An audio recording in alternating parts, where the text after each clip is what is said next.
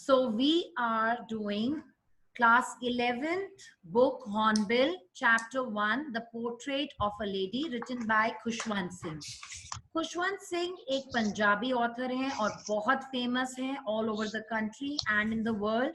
और इनकी joke books भी मैंने बचपन में पढ़ी हैं. यस, ये बहुत ही मजेदार जोक बुक्स लिखते हैं. तो सबसे पहले हम नोटिस करते हैं some word meanings. The thought was almost revolting. यहाँ पे एक थॉट की बात हो रही है जो आपके अंदर एक तरह से रिवोल्ट ला दे, मतलब you are not able to believe.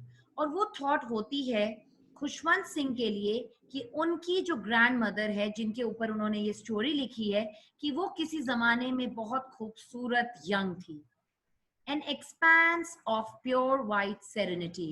ये फ्रेज एक्चुअली उनकी ग्रैंड मदर को कंपेयर करते हुए उन्होंने बोला है.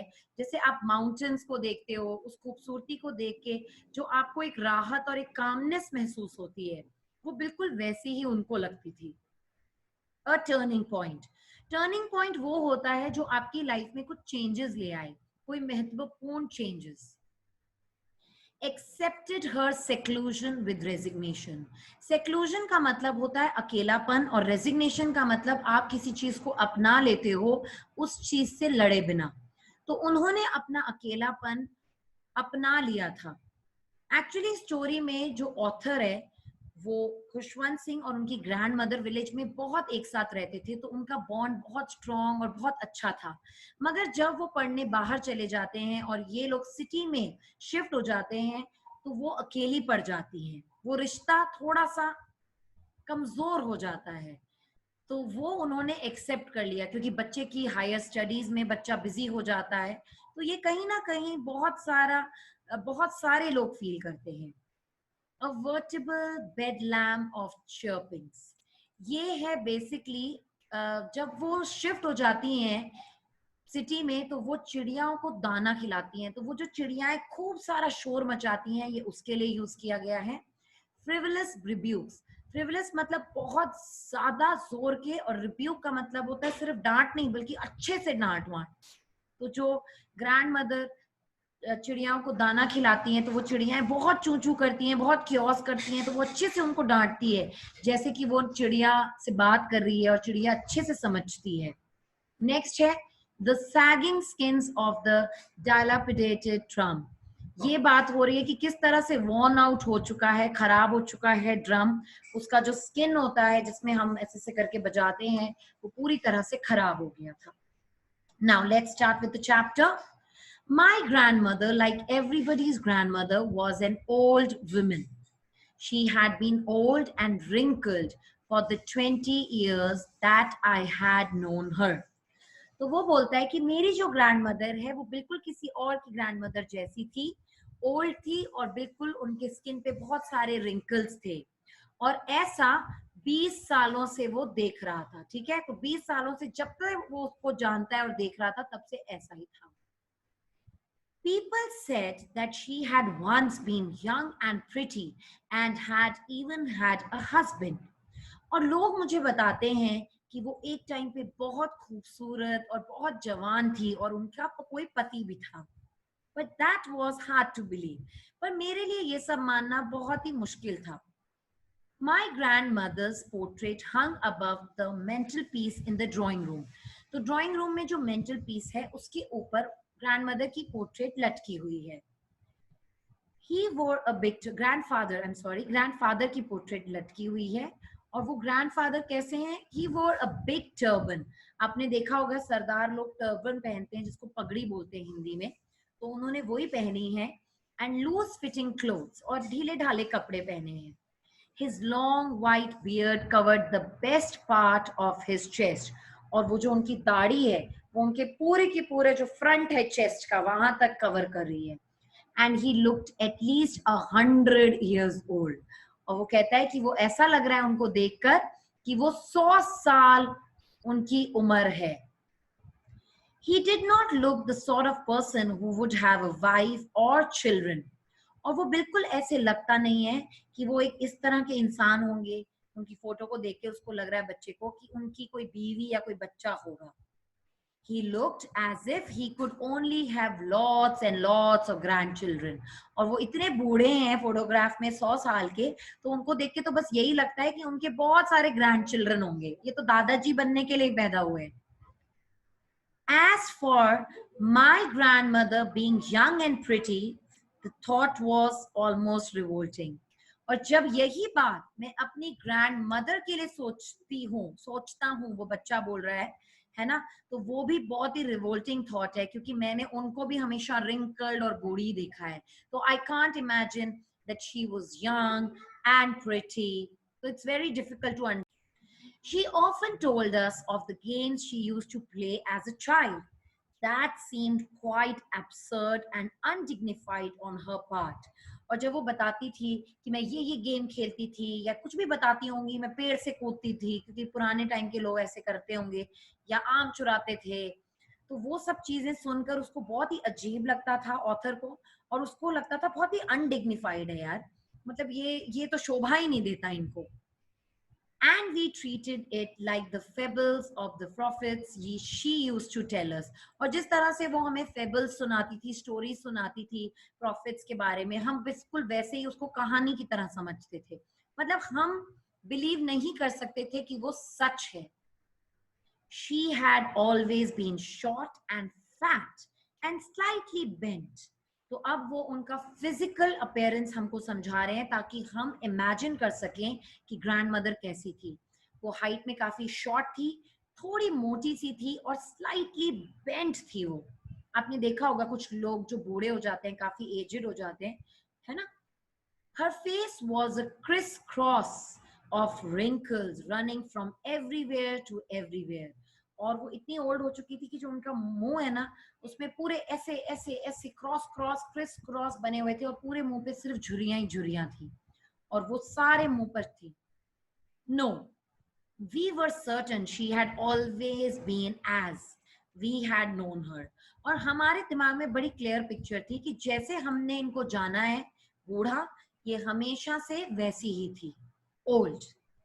So terribly old that she could not have grown older. और वो इतनी बूढ़ी हो चुकी थी हमारे हिसाब से कि अब वो और बूढ़ी हो ही नहीं सकती थी. And had stayed at the same age for 20 years.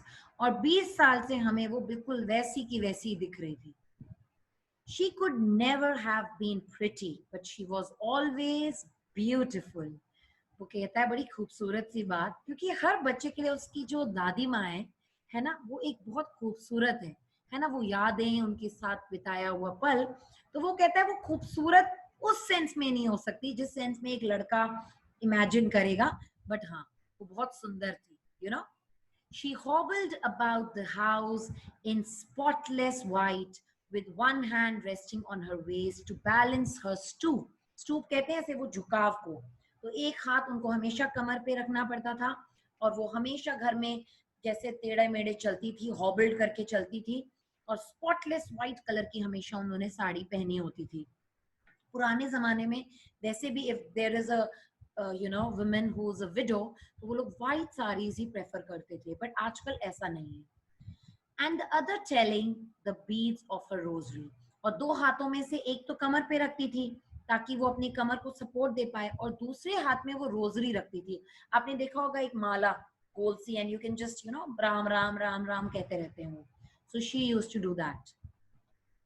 Her silver locks. What are silver locks? ये जो बाल होते हैं इनको हम locks बोलते हैं, ठीक है. These are locks. तो silver क्यों? क्योंकि वो ग्रे हेयर की बात हो रही है, ठीक है. White hair को ग्रे हेयर बोलते हैं इंग्लिश में. So her silver locks were scattered untidily over her pale, puckered face. तो वो बिल्कुल बिखरे हुए रहते थे. And her lips constantly moved in inaudible prayer. और constantly वो अपनी प्रेयर बोलती रहती थी बीट्स के साथ. Yes, she was beautiful. She was like the winter landscape in the mountains. तो जिस तरह से सर्दियों में आप इमेजिन कीजिए एक लैंडस्केप, माउंटेन्स बने हुए हैं, है ना, तो वो पूरे के पूरे वाइट पहाड़ हो जाते हैं क्योंकि बर्फ पड़ने के कारण. उस तरह से वो लगती थी. An expense of pure white serenity, पूरी तरफ व्हाइट जैसे फैला हुआ है, और आपको वो एक अलग ही सूदिंग इफेक्ट दे रहा है, उस तरह से वो दिखती थी. Breathing peace and contentment. Contentment means satisfaction. आपको peace और satisfaction दिखता था. My grandmother and I were good friends. और हम दोनों बहुत अच्छे दोस्त थे. My parents left me with her when they went to live in the city and we were constantly together. She used to wake me up in the morning and get me ready for school. तो यहाँ पे हमें पता चलता है कि parents ने author को सिटी में जाने से पहले जब वो लोग शिफ्ट हुए तो ऑथर को ग्रैंडमदर के पास छोड़ दिया था. और ग्रैंडमदर और ऑथर जो हैं वो बहुत अच्छे दोस्त थे और वो हमेशा सुबह उठाने से लेके देखिए उनको सुबह वेकअप करती थी मॉर्निंग में और रेडी करती थी स्कूल के लिए. She said her morning prayer in a monotonous sing-song while she bathed and dressed me in the hope that I would listen. और रोज सुबह जब वो उसको जगा के तैयार कर रही होती थी, नहलाती थी, कपड़े पहनाती थी, तो वो अपनी सिंग सॉन्ग वे में, है ना, मोनोटोनस मतलब बोरिंग, रूटीन वे में वो गाती थी ताकि उनको लगता था कि धीरे धीरे बच्चा सुनता रहेगा तो एक दिन उसको बाय हार्ट हो जाएगा, उसको याद हो जाएगा. I listened because I loved her voice, but never bothered to learn it. मुझे बहुत अच्छी लगती थी उनकी आवाज, मगर मैंने कभी भी उसको याद नहीं की जो वो प्रेयर बोलती थी. Then she would fetch my wooden slate, which she had already washed and plastered with yellow chalk, a tiny earthen ink pot and a red pen, tie them all in a bundle and hand it to me. तो उस time पे slate का जमाना था, आपके पास किताबें copy तो होती नहीं थी, तो वो सारी चीजों को देखो कितने अच्छे से वो पहले से रेडी रखती थी. उनकी वुडन स्लेट वो उसके हाथ में जब दे रही है तो वो पहले से वॉश है और उसको पूरा येलो चॉक से उसने प्लास्टर करके रखा है. फिर छोटी सी इंक पॉट दी है मिट्टी की जिसमें इंक है और एक पेन दिया है रेड पेन, और सब कुछ एक तरफ से बंडल में बांध कर उसके हाथ में देते थे ऑथर के. हाउ केयरिंग, ऐसे करती हैं आपकी मम्मा सुबह सुबह आपका बैग वैग लगा के, ये अच्छा डांट पड़ता है, isn't it? After a breakfast of a thick stale chapati with a little butter and sugar spread on it, we went to school. Stale का मतलब होता है बासी, रात की रोटी होती होगी, उसमें थोड़ा सा वो बटर और शुगर स्प्रेड करके खिलाती थी और फिर वो लोग स्कूल जाते थे वहां से. She carried several stale chapatis with her for the village dogs. और इससे हमें पता चलता है that she is a very, she's a pet lover. Imagine वो पूरी की पूरी जो स्टेल चपातीज हैं उनको लेकर विलेज डॉग्स को भी खिलाती थी. और इंडिया में वैसे भी एनिमल्स को खिलाना बहुत अच्छा मानते हैं. My grandmother always went to school with me because the school was attached to the temple. अब ये क्वेश्चन एग्जाम में आता है. एक तो उनका रूटीन आता है दोनों का, है ना, कि विलेज में कैसा रूटीन था और वो कैसे चेंज हो गया, तो आपको पता है विलेज में कैसा रूटीन था. दूसरा क्वेश्चन ये भी आता है कि वो क्यों जाती थी. वो इसलिए जाती थी क्योंकि the school was attached to the temple. The priest taught us the alphabet and the morning prayer. और जो प्रीस्ट होता था जो मंदिर में, पंडित जी, वो हमें हमेशा अल्फाबेट भी सिखाता था और मॉर्निंग प्रेयर भी. While the children sat in the rows on either side of the veranda, singing the alphabet or the prayer in a chorus, और एक साथ बच्चे शायद अल्फाबेट बोलते होंगे, गाते थे A, B, C एक साथ, है ना, कोरस मतलब एक साथ. My grandmother sat inside reading the scriptures. और वो ग्रैंडमदर क्या करती थी, मंदिर में अंदर बैठ के स्क्रिप्चर्स पढ़ती थी. When we had both finished, जब हम दोनों पढ़ना खत्म कर लेते थे, we would walk back together. This time the village dogs would meet us at the temple door. और अब हमको village dogs मिलते थे temple door पे. They followed us to our home, growling and fighting with each other for the chapatis we threw to them. और फिर वो लोग हमारे पीछे पीछे तक जाते थे और लड़ते हुए और ग्राउल करते हुए एक दूसरे पे जाते थे, क्योंकि जब ग्रैंडमदर चपातीज फेंकती थी उनको खिलाने के लिए तो आपस में लड़ते थे dogs. When my parents were comfortably settled in the city, they sent for us. They sent for us मतलब उन्होंने हमें बुला लिया. That was a turning point in our friendship. ये एग्जाम में क्वेश्चन आता है. What was the turning point in our friendship? तो ग्रैंडमदर और ऑथर खुशवंत सिंह के बीच में टर्निंग पॉइंट या कब आया? Although we shared the same room, अब जब वो सिटी में शिफ्ट हो गए, they shared the same room, my grandmother no longer came to school with me. मगर मेरी ग्रैंडमदर अब वापस नहीं आई स्कूल मेरे साथ. मतलब स्कूल छोड़ने तो जाएंगी नहीं ना अब तो grandmother. I used to go to an English school in a motor bus, और मैं एक बस में जाता था.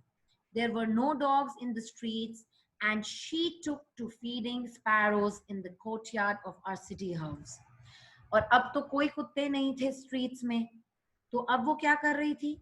एक तो वो अपने साथ खुशवंत सिंह को स्कूल छोड़ने नहीं जाती थी क्योंकि वो बस से जाता था. दूसरा, स्ट्रीट्स में कोई कुत्ते नहीं थे तो वो कुत्तों को खिलाने भी नहीं जाती थी. तो वो क्या करने लग गई? स्पैरोज को अपने कोर्टयार्ड में खिलाने लग गई अपने सिटी हाउस में, और यही वो स्पैरोज हैं. और एक क्वेश्चन स्पैरोज पे भी आता है, अभी हम आगे पढ़ेंगे. As the years rolled by, we saw less of each other. और जैसे जैसे पढ़ाई और बिजी होता रहा ऑथर, वो लोग कम एक दूसरे को देखने लगे. For some time, she continued to wake me up and get me ready for school. When I came back, she would ask me what the teacher had taught me. और कुछ समय तक तो वो मुझे तैयार करती थी, भेजती थी, और वापस आता था तो ये भी पूछती थी कि बताओ आज तुमको क्या पढ़ाया गया. और ये क्वेश्चन आता है कि क्यों ग्रैंडमदर को ये सिटी की पढ़ाई बिल्कुल नहीं पसंद थी. उसका आंसर अब हम पढ़ेंगे. I would tell her English words and little things of Western science and learning, the law of gravity, Archimedes' principle, the world of being around, etc. This made her unhappy. So now why she was unhappy with the study? She could not help me with my lessons. इसका दो reason था. एक तो वो मुझे help नहीं कर सकती. She did not believe in the things they taught at the English school and was distressed that there was no teaching about God and the scriptures. तो एक तो उनको बिल्कुल समझ में नहीं आ रहा था कि इंग्लिश स्कूल में उनकी पढ़ाई उन्हें बिल्कुल पसंद नहीं आ रही थी, वो बिलीव ही नहीं करती थी. दूसरा, उनको इस बात से बहुत टेंशन होती थी कि ये जो सिटी में बच्चे पढ़ रहे हैं इनको तो भगवान के बारे में कुछ पढ़ा ही नहीं रहे हैं, स्क्रिप्चर्स के बारे में कुछ पढ़ा ही नहीं रहे हैं. One day I announced that we were being given music lessons. She was very disturbed. To her, music had lewd associations. It was the monopoly of heralds and beggars and not meant for gentle folk. और एक दिन जब उसको पता चला दादी माँ को कि इनको तो म्यूजिक भी सिखा रहे हैं, तो दादी माँ was really upset because उनके हिसाब से ये अच्छे घरों के काम ही नहीं थे. ओके ये तो बेगर्स और ये जो लोग होते हैं हेरल्ड्स का मीनिंग आप देख लेना. Okay I am not telling you, you can just check. तो ये उन लोगों के लिए है and not meant for gentlefolk. She said nothing but her silence meant disapproval. वो कुछ ज्यादा तो नेगेटिव नहीं बोलती थी मगर वो जो साइलेंस था उसमें ऑथर को क्लियरली डिसअप्रूवल दिखता है. She rarely talk to me after that. और वो उसके बाद बहुत ही रेयरली मुझसे बात कर रही थी, बहुत कम बात कर रही थी because she was very upset कि ये क्या है. Okay When I went up to university, I was given a room of my own. और जब मैं और बड़ा हो गया, यूनिवर्सिटी कॉलेज में पढ़ने लगा, तो मेरे लिए एक सेपरेट कमरा मिल गया. The common link of friendship was snapped. तो ये आपको क्वेश्चन में कई बार 8 मार्क्स का क्वेश्चन आ जाएगा कि कॉमन लिंक जो था उनका कि आज तक सिटी में जाने के बाद भी they had the same room, वो कब टूटा? वो तब टूटा जब खुशवंत सिंह यूनिवर्सिटी में पढ़ने लगे. My grandmother accepted her seclusion with resignation. She rarely left her spinning wheel to talk anyone. और उन्होंने बहुत कम कर दिया बातचीत करना और बस अपना स्पिनिंग व्हील यूज करने लगी. From sunrise to sunset, she sat by her wheel, spinning and reciting prayers. और सुबह से लेके रात तक, सुबह सूरज उगने से लेके सनसेट तक वो सिर्फ अपने स्पिनिंग व्हील पर अपनी प्रेयर्स बोलती रही. Only in the afternoon she relaxed for a while to feed the sparrows. और आफ्टरनून में वो थोड़ा सा रिलैक्स करती थी और उस टाइम में वो अपने स्पैरोज को फीड करती थी. While she sat in the veranda, breaking the bread into little bits, hundreds of little birds collected round her, creating a veritable bedlam of chirpings. बहुत शोर करते थे वो, इतने टाइम से बर्ड्स को खिला रही थी, अब hundreds of birds आती थी, खूब चींची चींची चींची और क्योस करती थी, खूब नॉइज करती थी. Some came and perched on her legs, और वो उनके legs पे बैठ जाती थी, उनके shoulders पे बैठ जाती थी. Some even sat on her head, और कुछ उनके सिर पे बैठ जाती थी. मतलब वो इतनी friendly हो चुकी थी. She smiled but never shooed them away, और कभी उनको भगाती नहीं थी, बैठे रहने देती थी. It used to be the happiest half hour of the day for her. और पूरे समय में ये सबसे बेस्ट टाइम था और खुश होने का टाइम था उनके लिए. She used to feel very happy that time. When I decided to go abroad for further studies, so here Khushwant Singh decided कि वो बाहर जाएंगे और abroad में पढ़ेंगे for further studies. I was sure my grandmother would be upset. और उन्हें पता था कि मेरी grandmother बहुत upset होंगी. I would be away for 5 years, and at her age, one could never tell. और कौन क्या नहीं बता सकते, उसकी उम्र में, ठीक है, वो अपनी दादी माँ को छोड़ के 5 साल के लिए पढ़ने के लिए फॉरेन जा रहा है, और वो बता नहीं सकता है कि जब वो वापस आएंगे तो वो रहेंगी या नहीं रहेंगी. So that's what it means. But my grandmother could. She was not even sentimental. She came to leave me at the railway station but did not talk or show any emotion. पर मेरी grandmother बहुत strong रही, मुझे छोड़ने आई railway station तक, और उन्होंने कोई भी emotion नहीं दिखाया. Her lips moved in prayer. Her mind was lost in prayer. Her fingers were busy telling the beads of rosary. और वो continuously अपनी prayer करती रही. Silently she kissed my forehead. उन्होंने मेरे forehead पे kiss किया, मतलब author के forehead पे kiss किया. And when I left, I cherished the moist imprint as perhaps the last sign of physical contact between us. तो वो जो गीली सी किस्सी moist imprint उसको मिला, वो last sign था physical contact का उन लोगों के बीच में. But that was not so. But ऐसा हुआ नहीं. After 5 years, I came back home and was met by her at the station. और 5 साल बाद भी जब मैं आया वापस तो स्टेशन पे मेरी दादी माँ मुझे लेने आई. She did not look a day older. वो बिल्कुल भी एक दिन ज्यादा ओल्ड भी नहीं लग रही थी. She still had no time for words, and why she clasped me in her arms. जब उन्होंने मुझे जकड़ लिया अपने arms में, I could hear her reciting her prayers. और मुझे कानों में, जब उन्होंने मेरे से गले लगी तो मुझे कानों में उनकी prayers तभी भी सुनाई दे रही थी, वो बोल रही थी. Even on the first day of my arrival, her happiest moments were with her sparrows, whom she fed longer and with frivolous rebukes.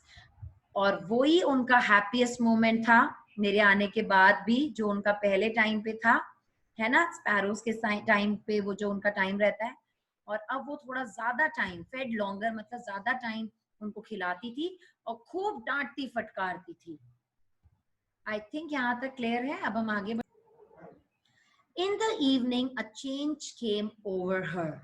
Okay, और evening में एक change आ गया था अब. Okay, my bad.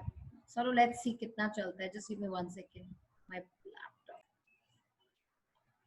In the evening, a change came over her.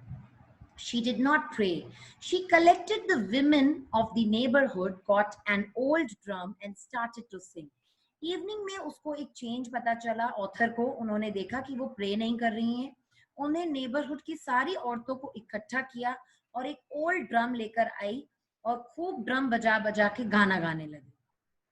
For several hours she thumped the sagging skins of the dilapidated drum and sang of the homecoming of warriors. और उन्होंने खूब जोर जोर से उस ड्रम को बजाया. और ये कंडीशन है ड्रम की कि वो पूरी तरह से, उसका जो स्किन होता है दोनों तरफ ड्रम जहां बजाते हो, वो सैग हो चुका है, वॉर्न आउट हो चुका है, बहुत पुराना है मतलब वो. और होम कमिंग ऑफ वॉरियर्स, तो वो ऐसे गाने गा रही थी जब ये जो वॉरियर्स होते थे ना, सोल्जर्स वापस आते थे, वो वाले गाने. We had to persuade her to stop to avoid overstraining. और हमको उन्हें परसुएड करना पड़ा, पटाना पड़ा, बहुत मनाना पड़ा कि अब और मत गाओ, आप बहुत ओवरस्ट्रेन हो जाओगे. That was the first time since I had known her that she did not pray. और उस टाइम पे पहली बार मैंने देखा कि उस दिन उन्होंने प्रे नहीं किया. और इसका एक्चुअली क्वेश्चन ये आता है कि how she celebrated home coming of Khushwant Singh. तो इस तरह से उन्होंने किया, उन्होंने सारी औरतों को इकट्ठा किया क्योंकि खुशवंत सिंह एक्चुअली वापस आ गए हैं. The next morning she was taken ill. और अगले ही दिन वो बीमार पड़ गई.